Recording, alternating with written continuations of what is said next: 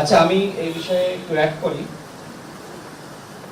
আজকে মাননীয় প্রধান উপদেষ্টা তিনি আমাদের দল গণ অধিকার পরিষদকে ডেকেছিলেন।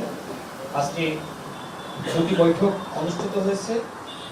রাজনৈতিক দলগুলোর সাথে যে বৈঠক, সেটি নিয়ে আমি পরবর্তীতে কথা বলবো।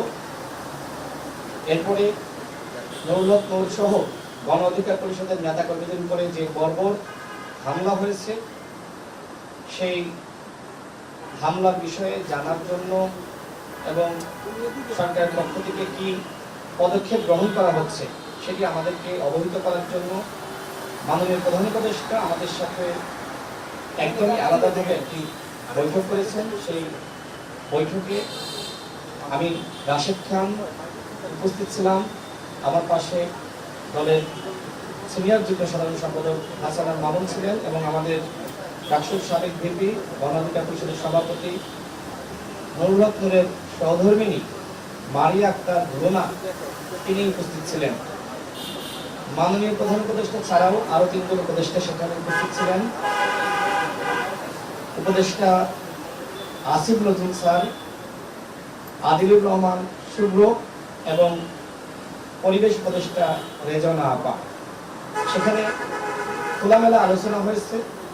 সরকারের পক্ষ থেকে যেটি জানানো হয়েছে, নুরুল হক নূর সহ আমাদের উপরে যে হামলা হয়েছে, এই হামলার প্রেক্ষিতে আজকে সরকারের পক্ষ থেকে দুঃখ প্রকাশ করা হয়েছে এবং একই সাথে সরকার এই ঘটনায় অত্যন্ত উদ্বিগ্ন সেটি তারা আমাদেরকে জানিয়েছেন।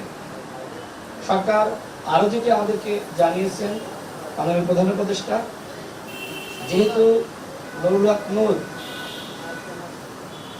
আওয়ামী ফ্যাসিজমের বিরুদ্ধে লড়াই করতে গিয়ে 22 বার হামলার শিকার হয়েছেন এবং সর্বশেষ অন্তর্বর্তীকালীন সরকার আমলে যেভাবে দুটি বাহিনীর সদস্যরা তাকে চারিপাশ থেকে ঘিরে ধরে রক্তাক্ত করেছে, মাননীয় প্রধান উপদেষ্টা তিনি এই ঘটনায় উদ্বেগ প্রকাশ করেছেন যে আমাদের আমলেও যে ছেলেটি আওয়ামী লীগের আমলে এতটা মার খেলো, সে যদি আমাদের আমলেও মার খায় সেটি আমাদের জন্য অত্যন্ত দুঃখজনক।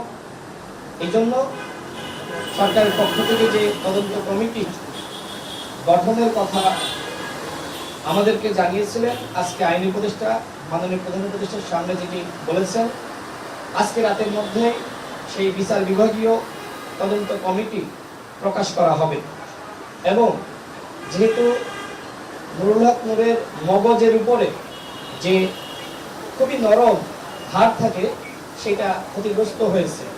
আজকে সকালেও আমি ঢাকা মেডিকেলে গিয়েছি, সেখানে নুরুল হক নূরের সাথে কথা বলার চেষ্টা করেছি, যদিও তিনি কথা বলতে পারছেন না।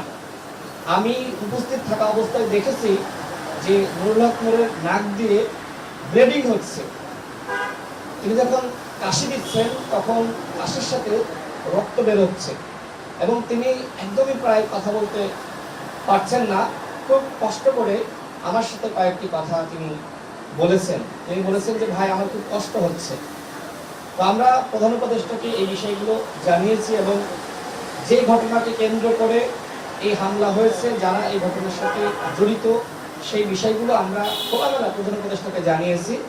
সামগ্রিক বিষয় শুনে তিনি আমাদেরকে জানিয়েছেন সরকারের পক্ষ থেকে সিদ্ধান্ত নেওয়া হয়েছে নুরুল হক নূরকে উন্নত চিকিৎসার জন্য বিদেশে নেওয়া হবে এবং এটি সরকারের চূড়ান্ত সিদ্ধান্ত, সেটি সরকার আমাদেরকে জানিয়েছেন। অর্থাৎ যারা হামলা করেছে তাদের বিরুদ্ধে সরকার ব্যবস্থা গ্রহণ করবে।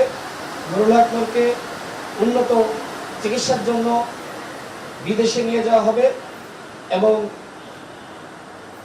পরিবারের প্রতি তিনি সহমর্মিতা প্রকাশ করেছেন। তিনি আশ্বস্ত করেছেন আমাদের নুরুল হক নূরের সহধর্মিণীকে তিনি যেন একদমই টেনশন না করেন। নুরুল হক নূর এই সরকারেরই পার্ট, মানে এইভাবে বোঝানোর চেষ্টা করেছেন যে আপনারা তো সরকারের বাইরের কেউ না, এই রাজনৈতিক দলগুলোর সম্মতিতে এই সরকার গঠিত হয়েছে। সুতরাং নুরুল হক নূরের পাশে মাননীয় প্রধান উপদেষ্টা তার সর্বোচ্চ দিয়ে থাকবেন সেটি আমাদেরকে প্রধান উপদেষ্টা জানিয়েছেন। এই পর্যায়ে আমাদের এই মানে সাংবাদিক সম্মেলন এই পার্ট শেষ। আমরা পরবর্তীতে রাজনৈতিক দলগুলোর সাথে যে আলোচনা হয়েছে সেই বিষয়ে আমরা কথা বলবো। আমরা একটু এটা শেষ হোক। দেখেন, সরকার নিজে দায়িত্ব নিয়েছে এবং বিচার বিভাগীয় তদন্ত কমিটি গঠন করেছেন। আজকে রাতেই সেই কমিটি পাবলিশ করবেন। যেহেতু এই ঘটনার সাথে সেনাবাহিনীর কতিপয় সদস্য এবং পুলিশ বাহিনীর কতিপয় সদস্য জড়িত, সরকার তদন্ত করে এই ঘটনার ব্যবস্থা নেবেন সেটি আমাদেরকে জানিয়েছেন। তারপরেও এই ঘটনায় যেহেতু ভুক্তভোগী নুরুল হক নূর, তিনি আসলে মামলা করার অবস্থার মধ্যে নাই, তারপরেও আমাদের দলের আইনজীবীরা তারা মামলা করার ব্যাপারে তারা এখনো পর্যন্ত আলোচনা করছেন। আশা করি আমাদের দলীয় ফোরামে আলোচনা সাপেক্ষে এবং একই সাথে যিনি ভিকটিম নুরুল হক নূরের সাথে আলোচনা করে আমরাও আমাদের দলের পক্ষ থেকে আইনি ব্যবস্থা গ্রহণ করব। কিন্তু সরকার আমাদেরকে যেটি জানিয়েছেন যে তারা এই ঘটনার সুষ্ঠু তদন্ত করবেন এবং যাতে করে নিরপেক্ষ তদন্ত হয়, যারা মূল অপরাধী তারা বের হয়ে আসে, তাদের যথাযথ শাস্তির ব্যবস্থা করতে পারে, সেই উদ্যোগ সরকারের পক্ষ থেকে নেওয়া হবে। ধন্যবাদ। আমরা পরবর্তী বিষয়ে আলোচনা করব দ্বিতীয় পার্টে।